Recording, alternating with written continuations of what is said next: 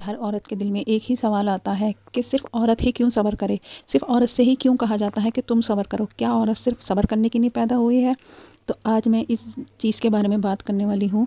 तो hello my YouTube family, कैसे हैं आप सभी? आई होप कि मेरी प्यारी सी यूट्यूब फैमिली खूब मज़े में होगी, खूब एंजॉय कर रही होगी। मैं आप सभी लोगों से मिल रही हूँ बुध की रात में।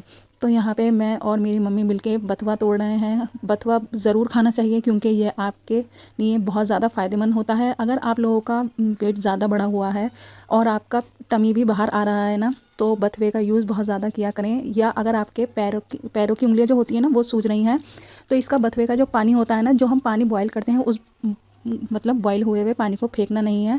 उससे अपने पैरों को ना गुनगुना गुनगुना सा पैरों पर डाल लें, तो इससे आपके पैरों की उंगलियों की जो सूजन होगी, क्योंकि ठंड की वजह से बहुत सारी मेरी अप्पियों के, मेरी भाभीयों के और मेरी बहनों के पाँव की उंगलियां सूज जाती हैं, क्योंकि हम लोगों के हाथ हर वक्त पानी में रहते हैं ना काम की वजह से।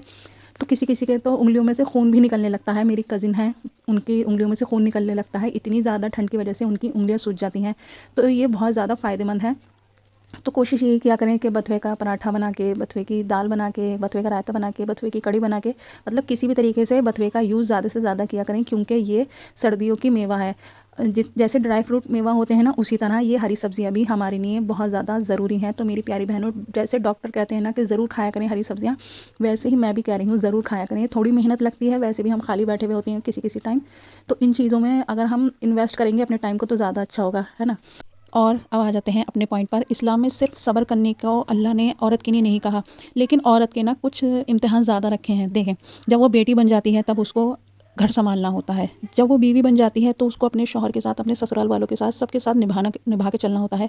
प्लस उसको अपने मैके वालों के साथ में भी निभाना पड़ता है, क्योंकि कभी कभी ऐसा होता है ना कि घर वाले किसी और बात को कह रहे होते हैं और ससुराल वाले किसी और बात को कह रहे होते हैं, लेकिन एक समझदार लड़की ही सबको मिला के, सबको साथ में लेके चलती है। उसके बाद में जब वो माँ बन जाती है तब तो उसका सब्र का मुकाम कुछ ज़्यादा ही बढ़ जाता है। उसको एक तो माँ बनने की तकलीफ़ महसूस करनी होती है। उसके बाद में जब वो माँ बन जाती है तब तो उसको बेइंतहा सब्र करना होता है। बच्चों की ना जाने कितनी काम होते हैं, घर के काम होते हैं, अपने शौहर के काम होते हैं, अपने ससुराल वालों के काम होते हैं, वो सबको संभालती है और सब्र करती है। ठीक है। इन सारे कामों के करने के बाद में भी अगर बाई चांस उसने ज़बान से ये अल्फाज निकाल दिए कि मैं थक गई हूँ, मैं परेशान हो गई हूँ, तो उससे सिर्फ एक ही बात कही जाती है कि सब्र करो। तुम तो इतनी सारी चीज़ों में ही थक गई, तुम तो इतनी छोटी सी बातों में ही परेशान हो गई।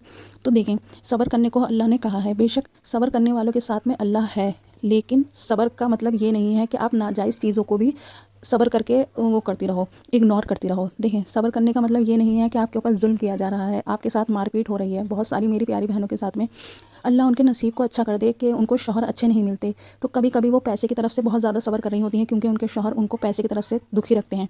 कभी कभी उनको ससुराल वाले अच्छे नहीं मिलते, तो वो अपने ससुराल वालों की तरफ से सब्र करती हैं और कुछ भी नहीं कहती। तो अल्लाह उनके भी ससुराल वालों को अच्छा कर दे, उनके दिल में बेइंतहा मोहब्बत डाल दे। ठीक है। फिर शौहर जब ख़राब मिला है तो कभी कभी वो हाथ भी उठा देता है, जबकि इस्लाम में इजाज़त नहीं है हाथ उठाने की, क्योंकि औरत का बहुत बड़ा मुकाम रखा है अल्लाह ने। लेकिन कुछ ऐसे मेंटालिटी के लोग होते हैं जो बिल्कुल भी औरत की इज़्ज़त नहीं करते। ठीक है। तो इस बात पे आपको सब्र करना नहीं आया है, इस बात पे आपको नाइंसाफ़ी के ख़िलाफ़ बोलना आया है, अपने बड़ों से कहना आया है, अपने अपने बड़ों को बताना आया है कि इस तरह से हमारे बीच में ऐसी बात होती है, और अपने शौहर को समझाना है। अगर उनको समझ में नहीं आए तो 4 लोगों में बिठा के उनको और अच्छे से समझाना है, क्योंकि आप उनकी इज़्ज़त हैं। इस्लाम में ये नहीं कहा गया है कि तुम पिटती रहो, तुम सहती रहो, लेकिन आदमी की ग़ुलाम बन के रहो। इस तरह से तो एक ग़ुलामी हो गई, और ग़ुलामी हमारे मज़हब में है ही नहीं। ग़ुलामों को तो आज़ाद करने का हुक्म दिया गया है हमारे। और जो लोग दूसरों की बेटियों को, बहनों को अपना ग़ुलाम समझते हैं, ये सोचते हैं कि हम उनको परेशान रखेंगे अपने घर में, तो उनकी घर की जो बेटियां हैं वो दूसरे के घर में जाके ऐश से रहेंगी। तो वो ये बात बिल्कुल भूल जाएं, क्योंकि देखें, दुनिया मकफ़ात अमल है। दुनिया ऐसी जगह है जहां आपको हाथों हाथ बदला मिल जाएगा। कहते हैं ना, जो बोओगे वो ही काट लोगे।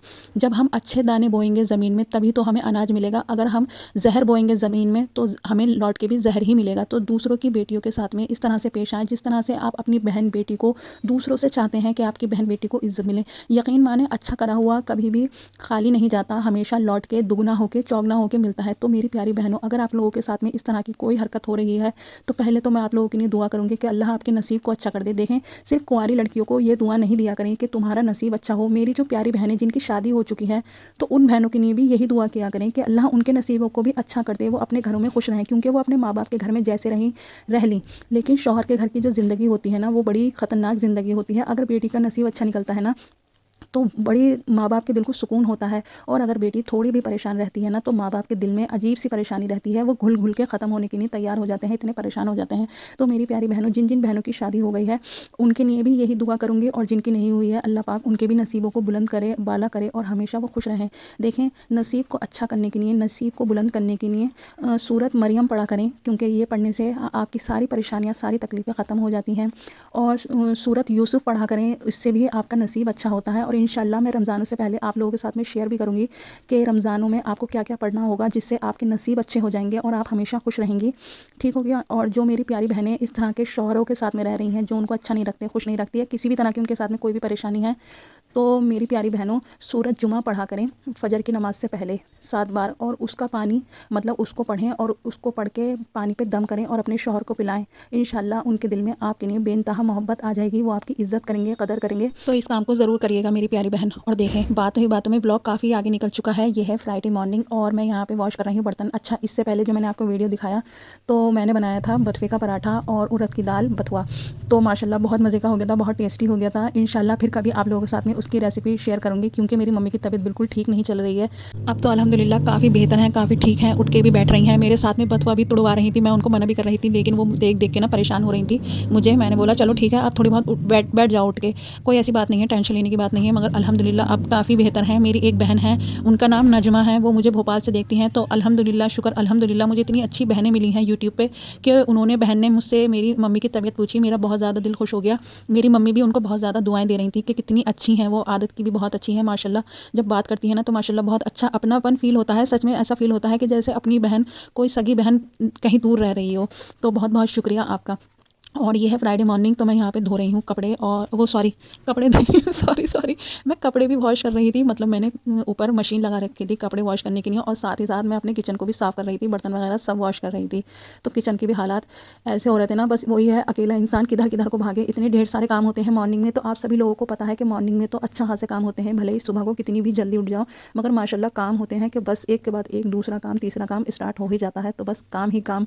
तो मैं बीच बीच में बर्तन छोड़ के ऊपर जा रही थी मशीन को चलाने के लिए, और बर्तन भी वॉश करने थे। अच्छा, सुबह में ना मैं अपने चूल्हे को अच्छे से बढ़िया से स्क्रबर से और डिश वॉशर से बढ़िया से वॉश कर देती हूँ, तो पूरे दिन साफ़ रहता है। फिर दिन में चाहे जितनी बार उसको साफ़ करो, लेकिन इतना ज़्यादा ना, मतलब सुबह में जब हम एक बार अपने इसको स्लैब को, चूल्हे को अच्छे से साफ़ कर देते हैं ना, तो फिर पूरा दिन टेंशन फ्री हो जाता है। फिर बस रात में एक बार साफ़ कर दो, तो बस सुबह को मॉर्निंग में मूड ख़राब होगा ही नहीं, अपना साफ़ सुथरा किचन मिलेगा।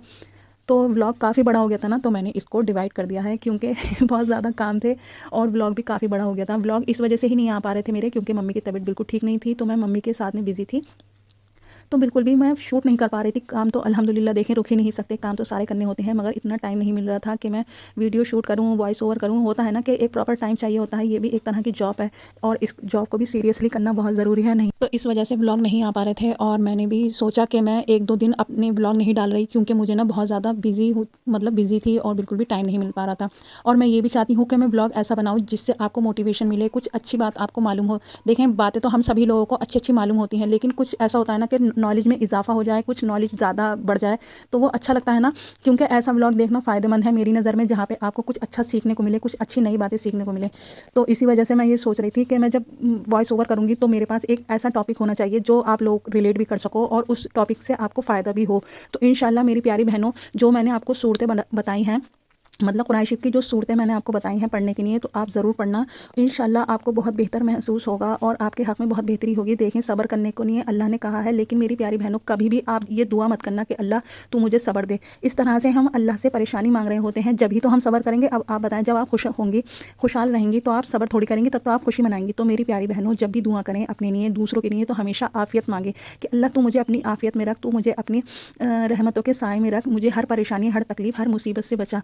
इंशाल्लाह जब आप ऐसी दुआएं करेंगी, तो अल्लाह बहुत ज़्यादा खुश हो जाएगा, और जो भी परेशानी होगी वो इंशाल्लाह ख़त्म हो ही जाएगी। देखिए मेरी प्यारी बहन, नमाज़ को, कुरान शरीफ को बिल्कुल नहीं छोड़ना है। अगर आप नमाज़ पढ़ती हैं और कुरान शरीफ नहीं पढ़ पाती हैं, तो मेरी प्यारी बहनों, 2-2 मिनट का टाइम निकाला करें, हर नमाज़ के बाद में 2-2 लाइन कुरान की पढ़ लिया करें। इंशाल्लाह आप देखेंगे कि आपको आदत इतनी अच्छी पड़ जाएगी, फिर आपके पास टाइम ही टाइम होगा नमाज़ कुरान शरीफ के लिए इंशाल्लाह। और देखिए मेरे किचन हो चुका था साफ़, मैं यहाँ कर रही हूँ पत्ती, चाय की पत्ती, क्योंकि चाय की पत्ती बिल्कुल ख़त्म हो चुकी थी। और अब करूँगी अपने ब्लॉग का यहीं पर एंड। अगर ब्लॉग थोड़ा भी पसंद आया हो तो तो प्लीज़ चैनल को सब्सक्राइब कर लेना, वीडियो को लाइक कर देना, कमेंट करके मुझे ज़रूर बताना कि आज का व्लॉग आप सभी को कैसा लगा, आज का मोटिवेशन व्लॉग आप सभी लोगों को कैसा लगा। उम्मीद करती हूँ जो लोग मेरे चैनल पे न्यू हैं वो मेरे चैनल को सब्सक्राइब करेंगे। अपना बहुत ख्याल रखना, फिर मिलती हूँ, बाय बाय।